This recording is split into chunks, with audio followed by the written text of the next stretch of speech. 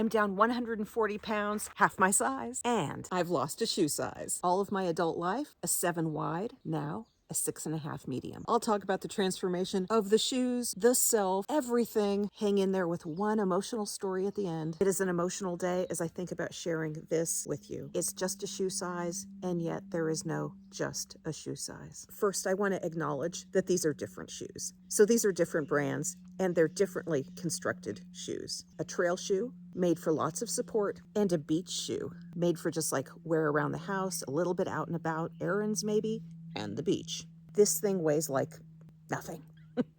They are different shoes. This exact shoe I wore during my weight loss phase. It's too big for me now. Now I very often wear this shoe. And an important key point, I could never wear a shoe like this before. Ever, ever, ever. This shoe provided me with the support that I needed at 280 pounds. I even wore it with a custom orthotic in it for extra support because I needed it. 180 pounds difference, you don't need the same level of support. You just don't. And so I can get away with this. And it's smaller. Losing the 140 pounds has opened up so much for me, and it's all kind of visually represented right here. But the reason I'm so emotional today is I want to talk about this shoe. We can gush and gush about the sort of, new shoes I get to wear, but I want to talk about the shoes that got me here. And so first, for people who are new, a little clip here. This is the ridiculously big Big Mac salad. This is what I eat. People who know me already know. Okay, the what I eat aspect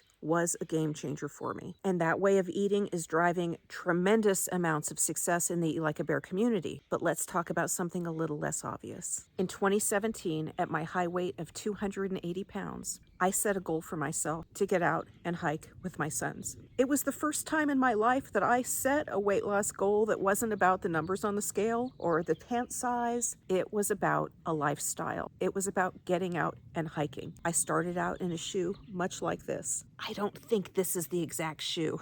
These shoes would last only about 6 months, and I expect I long since replaced it. But I live in the Giant Sequoia National Monument. That's federal land here in California. I live on a little private land island in the monument itself. This monument is dedicated to the world's largest trees, the redwood trees, the giant sequoias. I could see giant sequoias from my front deck, but I had injured my knee. I was limping around my house. I could see the giant sequoias, but I couldn't get out and hike among them. And so I was really desperate and focused. I actually went in to be approved for bariatric surgery, a surgery I never did have, I no longer qualify for, but that was my level of desperation. And in losing the first 20 pounds to be approved for bariatric surgery, what I did was very powerful. I got out every single day and I engaged in my goal. I put on shoes much like these, and I got in my car and I drove my sons all over the National Monument, all over the place. And I got out on those trailheads. And yes, I was limping around in shoes that are now too big for me. And I stayed focused because I was fighting for something. At that time, I didn't even know what I would be doing. Again, I thought I was having surgery, a surgery I would never have, because we actually had to postpone it for about 6 months, which gave me 6 months to engage in this process that I called regret management. I told myself I would prove to myself that in those months, I had done everything I could do to lose weight. I was so hyper-focused on my goal. You see it all in what I ended up eating, and I leave that story for other videos, but I combined all of my past knowledge on all these diets and really just stayed focused. And one of the ways that I stayed focused daily was engaging in the goal. In fact, this week was the 5-year anniversary of an amazing little story of my boys and I visiting a specific giant sequoia tree that locals call the Sierra Ghost. We had a hand-drawn map with instructions such as pass the Aspen Grove and then head uphill to the base of the Freeman Grove where you will find a deer trail. Follow the deer trail and you will find this tree.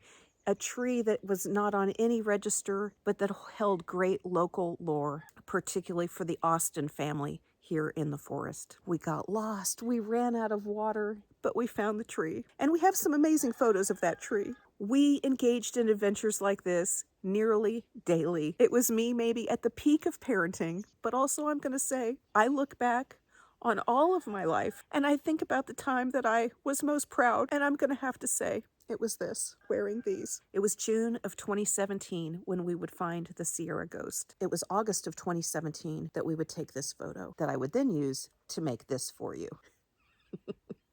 It was August 31st of 2017 that I started an extended fast and launched the way of eating that you see me talking about all over YouTube. And while in all those days, weeks, and months, I went to trailhead after trailhead, hobbled along, I did not get out and really walk until about November of 2017. There's a memorable November day I recount in the book, Half My Size with a Ridiculously Big Salad, and I expect it was on that day that I was wearing these shoes.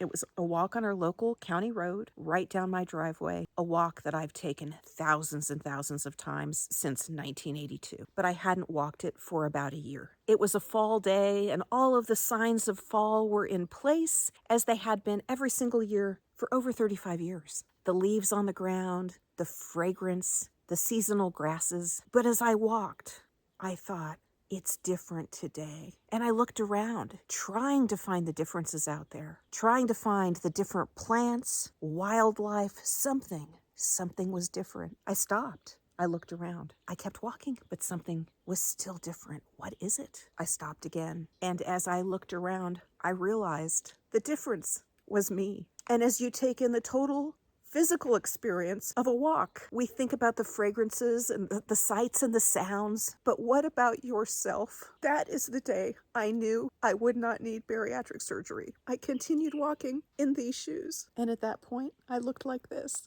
And I'm sure to a lot of people, I look out of control and fat and overweight. I was tremendously happy in November of 2017. And the reason was I had more hope than I'd had in a very long time. And I was onto something. And I didn't let go of it. Digging in and staying focused was the best thing I could do. This is 1 year later. But I want to make a strong point about these photos. I show the photos because they tend to get everybody's attention. I got to this weight because I kept walking. I kept hiking. I kept living the way I sought to live. I stayed engaged in my goal and kept living in it. When I think about the times in my life about which I am most proud, it's not at all things like being on a magazine cover. When I think about me, the me that got me here, the times in my life in which I'm most proud, I looked like this and this and this. And that spirit that I had back in 2017 that caused me to get out and pursue that goal every single day. I'm just amazed.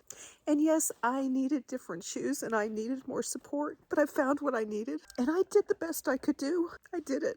And so a lot of people who find me, they're not wearing the little shoes. And you guys, that's okay. The shoes are fun and exciting. I love the colors, but they're a tool in helping you live the life you want to live. And so my emotional story on the anniversary of our hike to see the Sierra Ghost. That particular grove of the giant sequoias was greatly impacted by the Castle Fire in 2020. You'll find vlogs here on this YouTube channel from the summer of 2021 where Frederick and I were exploring the forest and finding the areas that were not burned. That was 2 months before the Windy Fire that came in and burned most of the rest of the forest. Photos of the Sierra Ghost popped into my Facebook memories this week, and here is a different kind of after photo. The specimen giant sequoias are over 1,000 years old, some 2,000 years old. They're survivors by luck and by their own individual characteristics. The little pockets of groves survived glaciation, where glaciers might normally scrape through and clear out a whole forest.